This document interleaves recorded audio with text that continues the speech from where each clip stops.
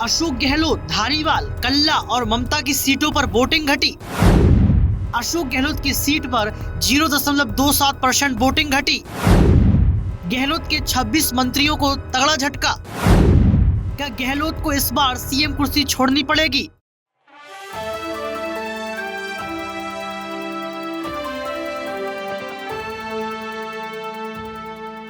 अगर राजस्थान में डूब गई कांग्रेस की नैया तो क्या करेंगे गहलोत भैया? सवाल ये इसलिए लगातार उठ रहा है क्योंकि कांग्रेस पार्टी की जमीनी हकीकत पर बड़ा खुलासा हो गया है। राजस्थान में एक ऐसा दृश्य बन गया जिसको देखने के बाद गहलोत खुद सोच में पड़ गए। अशोक गहलोत को लग रहा है कि मैंने क्या कर दिया। अशोक गहलोत ने अलग अलग सीटों पर 26 मंत्रियों को उतार दिया और जहां जहां से वो 26 मंत्री चुनाव लड़े वहां से एक रिपोर्ट सामने आती है कि उन सीटों पर कांग्रेस को तगड़ा घाटा हो गया, यानी कि वोटिंग प्रतिशत कम हो गया। तो क्या अशोक गहलोत इस बात को समझ गए हैं कि बहुत बड़ी गलती हो गई और क्या अशोक गहलोत खुद की सीट से भी हार जाएंगे? क्योंकि लगातार सवालों के घेरे में अब कांग्रेस पार्टी के आला कमान पर सवाल खड़े किए जा रहे हैं कि आप हर एक राज्य में खुद को आला कमान क्यों समझते हैं, यानी कि आपने अशोक गहलोत के हाथ में कमान सौंप दी। अशोक गहलोत ने अपने स्तर से चुनाव लड़ लिया, हिमाचल प्रदेश में भी आपने ऐसे किया था, गुजरात में भी आपने ऐसे किया था। सबसे बड़े फैसले के तौर पर मल्लिकार्जुन खड़गे खुद से फैसला क्यों नहीं लेते हैं? राहुल गांधी खुद का फैसला क्यों नहीं लेते हैं? क्या यहां पर गिरी हुई राजनीति हो रही है? क्योंकि यहां पर राजस्थान में कांग्रेस को तगड़ा झटका लगता हुआ नजर आ रहा था, यानी कि जिसका डर था वही हो गया। अब हम जमीनी हकीकत की बात भी करेंगे और आपको ये बताएंगे कि आंकड़े क्या कुछ बोल रहे हैं। नमस्कार, आपके साथ मैं हूं ऋतिक सविता। स्वागत है आपका नेक्स्ट 9 न्यूज पॉलिटिकल वाइड के खास प्रोग्राम जमीनी हकीकत में। इस रिपोर्ट में आप देखिए कि कैसे 26 जो है मंत्रियों को उतारा गया और जो है यहां पर उनका चकनाचूर और राजनीति ध्वस्त देखी गई इस खास रिपोर्ट में। राजस्थान के मुख्यमंत्री अशोक गहलोत सहित चुनाव मैदान में उतरे 26 मंत्रियों में से 16 की सीटों पर वोटिंग घटी है। आपको बता दें कि मुरारी लाल मीणा की दौसा सीट पर सर्वाधिक 4.88%, तो राजेंद्र सिंह यादव की कोटपुतली सीट पर सबसे कम 0.06% मतदान घटा है। सीएम अशोक गहलोत सहित 11 मंत्रियों की सीटों पर 1% मतदान घटा है। रामपाल की मांडल सीट पर सर्वाधिक 3.91, तो विश्वेंद्र ढीग, जी हाँ, विश्वेंद्र ढीग कुम्हेर सीट पर सिर्फ 0.5% मतदान बढ़ा। प्रदेश वोटिंग बढ़ने पर, जी हाँ, प्रदेश वोटिंग बढ़ने पर एंटी इनकम्बेंसी का ट्रेंड रहता है। हालांकि 3 दिसंबर को आने वाले नतीजे बताएंगे कि कौन जीतेगा और कौन हारेगा, लेकिन मतदान के ट्रेंड ने मंत्रियों की धड़कनें बढ़ाना शुरू कर दी हैं। मुख्यमंत्री अशोक गहलोत की सरदारपुरा सीट पर वोटिंग प्रतिशत मामूली गिरावट आई है। पिछले चुनाव में सरदारपुरा सीट पर 66.95% मतदान हुआ था। इस बार 66.68% मतदान हुआ है, यानी कि 0.27% का यहाँ पर घाटा गहलोत को देखने को मिल रहा है। चुनाव से पहले टिकट वितरण के मैदान में सबसे ज्यादा चर्चा में आए वरिष्ठ मंत्री शांति धारीवाल की सीट पर वोटिंग घटी है। मंत्री प्रताप सिंह खाचरियावास, परसादी लाल मीणा, गोविंद राम मेघवाल और भजन लाल जाटव की सीटों पर जो है लगातार थोड़ा बहुत मतदान बढ़ने को देखा गया, लेकिन 26 में से 16 सीट ऐसी रही कांग्रेस की जिस पर मतदान जो है कम हो गया और यहां पर अशोक गहलोत को तगड़ा झटका लगता हुआ नजर आया। वहीं आपको बता दें कि मौजूदा स्पीकर डॉक्टर सीपी जोशी व 2 पूर्व स्पीकर दीपेंद्र सिंह शेखावत और कैलाश मेघवाल, जी हाँ, कैलाश मेघवाल की भी मैदान में उतरे हैं। जोशी की नाथद्वारा और शेखावत की श्री माधोपुर सीट पर वोट प्रतिशत घटा है, यानी कि आप समझ सकते हैं कि हर जगह से अशोक गहलोत को झटका लगता हुआ नजर आ रहा है। ये कहा जा रहा है कि ये अशोक गहलोत की कहीं ना कहीं नाकामी है। तो देखा आपने इस रिपोर्ट को देखने के बाद आपको पता लग गया होगा कि किस तरीके से आंकड़े डामाडोल हो रहे हैं। सर, आपका बहुत बहुत स्वागत है। सर, कैसे देखते हैं ऑफ द कैमरा? आपसे बातचीत चल रही थी, आपने बड़ी बारीकी से बताया मुझे। मैं आपसे ये जानना चाहता हूं कि जो गहलोत हैं, धारीवाल हैं, कल्ला और ममता की सीटों पर जो वोटिंग घटी है, जाट भैया मेघवाल की सीटों पर जो आंकड़ा बढ़ा है, यानी कि आप समझिए भाजपा का आंकड़ा बढ़ा और जिन सीटों पर कांग्रेस ने अपने मंत्रियों को उतारा उन सीटों का जो है आंकड़ा घट गया। सर, ये कैसा आप देख रहे हैं दृश्य को? जी, बाकी देखिए सबसे हैरानी की बात यह है कि कांग्रेस पार्टी के 30 मंत्री थे, उसमें 4 चुनाव नहीं लड़े, 26 लड़े और लगभग आप अगर गौर करें तो 15, 16, 17 के आसपास सीटें ऐसी हैं जहां पर सीधे तौर पर कांग्रेस पार्टी का जो मत प्रतिशत है वो 4% तक घटा है। तो ये चिंता का सबब है पार्टी के लिए कि जिन मंत्रियों पर उनको भरोसा था, क्योंकि देखिए यही मंत्री हैं जो लगातार कामकाज पार्टी का आगे बढ़ाते हैं, जो सरकार उसका काम आगे बढ़ाते हैं, और इनको एक बार फिर से भरोसे के साथ में गहलोत ने दोबारा उतार दिया। और लेकिन अगर मतों की बात करें, प्रतिशत की बात करें, तो आधे से ज्यादा यानी कि 70-80% जो मंत्री थे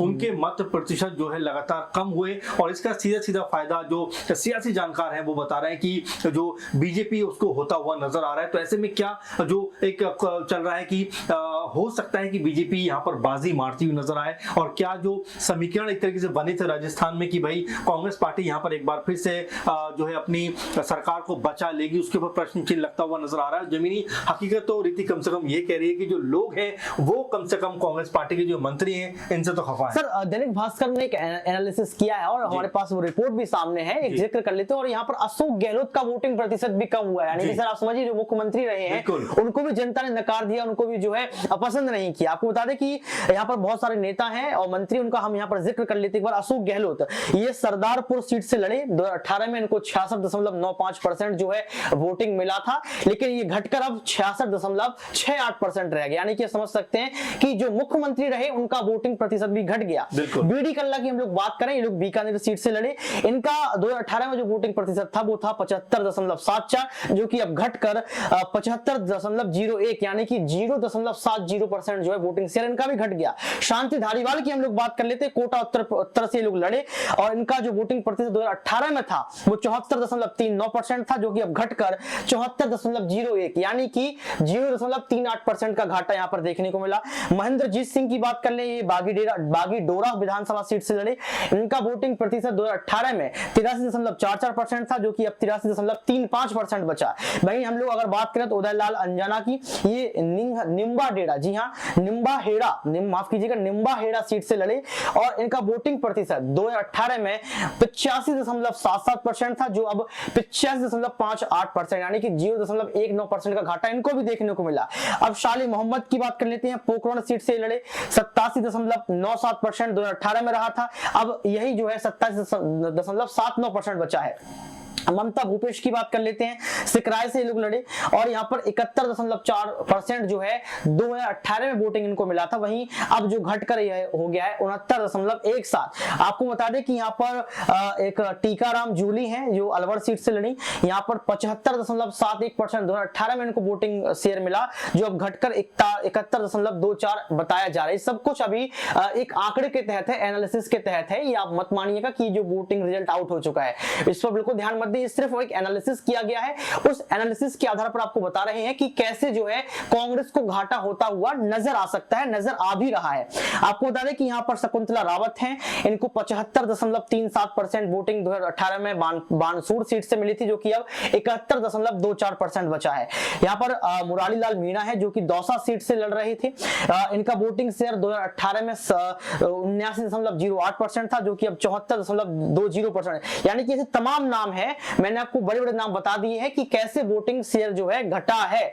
सर आप कैसे देखते हैं, यहाँ पर अशोक गहलोत का नाम सबसे ऊपर रखा गया है और ये कहा जा रहा है कि 0.27% वोटिंग शेयर इनका भी घट गया। बिल्कुल, बहुत महत्वपूर्ण बात यह है क्योंकि सीएम आपके राज्य के, जाहिर सी बात है कि आपकी जो सीट है उसके ऊपर तो भयंकर और बड़े स्तर पर जो है होना चाहिए था मतदान, लेकिन वहां पर अगर ये घटा है तो बहुत सोचनीय प्रश्न कांग्रेस के लिए भी है, क्योंकि चाहे दौसा हो या कन्हैयालाल की हत्या का मामला, ऐसे तमाम सारे मसले थे जिसके ऊपर कांग्रेस की सरकार जो थी वो अपनी आंख बचाती हुई नजर आई। सचिन पायलट ने भी अपने सरकार के ऊपर तमाम तरह के आरोप लगाए, तमाम तरह से घेरा, हो सकता है उसी के कहीं ना कहीं खामियाजा हो। और एक और महत्वपूर्ण बात की, यहाँ पर सचिन पायलट भी इस बात को लेकर कहीं ना कहीं इशू बना सकते हैं कि देखिए जिस मुख्यमंत्री का खुद का अगर ग्राफ देखा जाए तो वही जो है मतदान को एक बड़े लेवल पर नहीं लेकर आ पाया, तो आप कैसे उम्मीद कर रहे हैं कि पूरे राज्य को वो संभाल सकता है और सचिन पायलट के लिए ताकत भी बन सकता है। सर आपने जिक्र भी किया था कि जो मंत्री हैं, मंत्री को आपने टिकट दिया, वो फिर से चुनाव लड़ने के लिए तैयार रहे, चुनाव प्रचार सब कुछ किया और जनता ने मंत्रियों को नकार दिया। इसका मतलब सर ये है कि जो मंत्री रहे उन्होंने ठीक से काम नहीं किया होगा। जाहिर सी बात है, ऋतिक को समझ में आ रहा है क्योंकि अगर हम देखें, आपको अगर याद हो उस दिन, तो वहां पर एक मंत्री की गाड़ी पे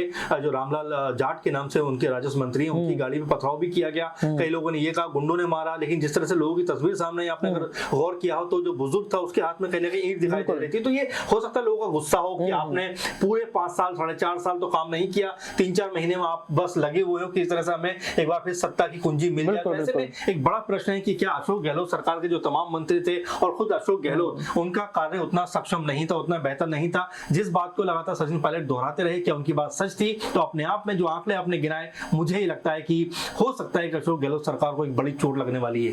सर लोकसभा चुनाव के नजरिए से हम लोग बात करें या फिर एरिया वाइज बात करें तो राजस्थान बड़ा राज्य है पूरे देश में, उत्तर प्रदेश पहले नंबर पे आता है, लेकिन अगर एरिया वाइज हम लोग बात करें तो जो राजस्थान है वो अपनी एक विशेष भूमिका निभाता है चुनाव के वक्त। सर अगर चुनाव प्रतिशत यहाँ पर घटता हुआ नजर आता है, कांग्रेस पार्टी अगर यहाँ पर हार गई इस राज्य में, बड़े राज्य में, तो क्या इसका प्रभाव लोकसभा चुनाव 2024 में भी देखने को मिल सकता है? ऐसी बात ऋतिक, और जिस तरह से हम देख रहे हैं कि जो ये सेमीफाइनल ही कहा जा रहा है तरीके से 3-4 महीने का वक्त बचा है लोकसभा चुनाव में, तो ऐसे में अगर यहाँ पर कांग्रेस पार्टी को हार मिलती है तो आप ये मान के चलिए कि कांग्रेस पार्टी से लोग खुश नहीं है, उनका जो कार्यशैली उससे खुश नहीं है, और ऐसे में जो जीत के दावे किए जा रहे हैं वो कहीं ना कहीं खोखले साबित होंगे। और सबसे बड़ी बात कि 2024 क्योंकि बहुत दूर नहीं है, इसलिए कांग्रेस पार्टी की जो रणनीति है वो धरी की धरी रह जाएगी और लगातार जो उनके दावे हैं वो कहीं भी सच साबित नहीं होंगे। सबसे महत्वपूर्ण बात कि इसमें सबसे जो उच्च पद पर बैठा व्यक्ति है उसके ऊपर सबसे ज्यादा जो कह सकते हैं कि जिम्मेदारी थी, वो कहीं ना कहीं अपनी जवाबदेही तय जरूर करनी चाहिए उनको, क्योंकि उनकी सीट से अगर 2-3% मत गिरा है, मतदान नहीं हुआ है, तो उसका मतलब उनसे भी लोग खुश नहीं है और वो भी कहीं ना कहीं अपनी जिम्मेदारी से भागते हुए नजर आ रहे हैं। और अभी तक खुलकर उन्होंने इस पर बात नहीं की, लेकिन जब मत पेटियां खुलेंगी और अगर कांग्रेस पार्टी के हक में फैसला नहीं आएगा तो मेरे ख्याल से सबसे आगे जवाबदेही के मामले में अशोक गहलोत को, बिल्कुल, क्योंकि अशोक गहलोत का नाम इस भास्कर एनालिसिस में सबसे ऊपर रखा गया है और ये कहा जा रहा है कि अगर किसी मुख्यमंत्री का वोटिंग प्रतिशत कम हो रहा है, इसका मतलब ये है कि उनके मंत्रियों ने तो बिल्कुल भी काम नहीं किया होगा, क्योंकि पूरी जो जिम्मेदारी वो अशोक गहलोत के ऊपर ही थी चुनाव की। हालांकि सचिन पायलट का कोई नाम यहाँ पर नहीं दिया गया, तो ऐसा लग रहा है कि शायद सचिन पायलट पूर्ण वोट से जीते, उनको भारी बहुमत भी मिले। लेकिन बड़ा सवाल यहाँ पर ये निकल कर आ रहा है कि मुरारी लाल जो मीणा है ऐसे नेता, या फिर हम लोग यहाँ पर बात करें राजेंद्र सिंह यादव की बात कर सकते हैं, या फिर शाले मोहम्मद की बात कर सकते हैं, ममता भूपेश की बात कर सकते हैं, शांति धारीवाल की बात कर सकते हैं, और तो और डॉक्टर सीपी जोशी की हम लोग बात कर सकते हैं। ये ऐसे लोग हैं जिनके नाम से राजस्थान जाना जाता है, जिनके नाम से लगता है कि राजस्थान में उन्होंने कुछ काम किया होगा, लेकिन जब चुनाव एनालिसिस हुआ तो ये साफ तौर पर देखा जा रहा है कि कांग्रेस पार्टी की नैया डूबती हुई नजर आ रही है और यही कांग्रेस पार्टी की राजस्थान के अंदर जमीनी हकीकत है। अब जीतता कौन है हारता कौन है ये 3 दिसंबर नजदीक पता चल जाएगा। लेकिन दर्शकों, राजस्थान में कांग्रेस पार्टी का इस तरीके का सर्वे देखने के बाद आपको क्या लगता है, क्या कांग्रेस पार्टी का सर्वे जो लगातार किया जा रहा है 2024 के चुनाव के पहले, इसमें क्या लोकसभा चुनाव में भी घाटा होता हुआ नजर आएगा और राहुल गांधी इस घाटे की भरपाई कैसे करेंगे? क्या मल्लिकार्जुन खड़गे को भी जो है यहाँ पर कुर्सी छोड़नी पड़ेगी? आज के इस खास प्रोग्राम जमीनी हकीकत में इतना ही। देखते रहिए नेक्स्ट 9 न्यूज पॉलिटिकल बाइट।